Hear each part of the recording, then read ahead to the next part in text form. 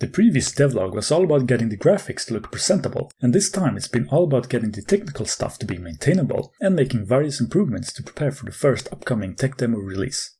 The very first thing I did was adding a stability assist to cancel out any unwanted angular momentum, which makes it much easier to control the craft when it's not spinning crazily out of control. I wanted to start adding a second planet, but putting it at a realistic distance away would cause inaccuracies in the floating point maths due to a limited amount of significant figures. This kicked off a big refactoring where I moved the rendering and physics systems around to have their origin points always be close to the camera and simulated objects, so that values are always small and the significant figures can provide accurate floating point maths. Now it doesn't matter how far away anything is anymore. I also moved the code calculating trajectories into the ship component, so that each ship can control and perform its own calculations individually, even when the player isn't actively viewing the ship. In order to switch between different scenes in a game, like the main menu, setting screen, and the actual gameplay, a common method is to use a finite state machine, which is what I started building next.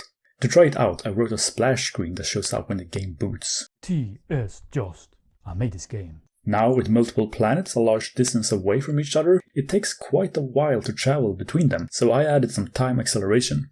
This is of course physically accurate, and your ship will keep its angular momentum and it won't explode mid-flight due to colliding with itself. You can also apply thrust and maneuver the ship at a few thousand times acceleration if you want to for some reason. Previously, when you hit the escape key, the game would instantly exit. Now I created a pause menu scene with buttons to resume or quit the game with both mouse and keyboard support. It's a little thing, but it's one step closer to having an actual game rather than just a tech demo. Another such thing is command-line arguments for specifying window size, full screen, resync and whatnot.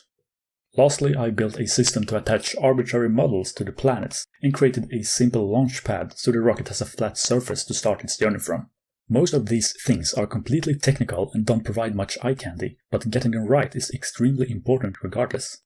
Very soon I hope to release a public tech demo, so if you'd like to be notified, do follow me, TSJust on Twitter, and subscribe to the channel.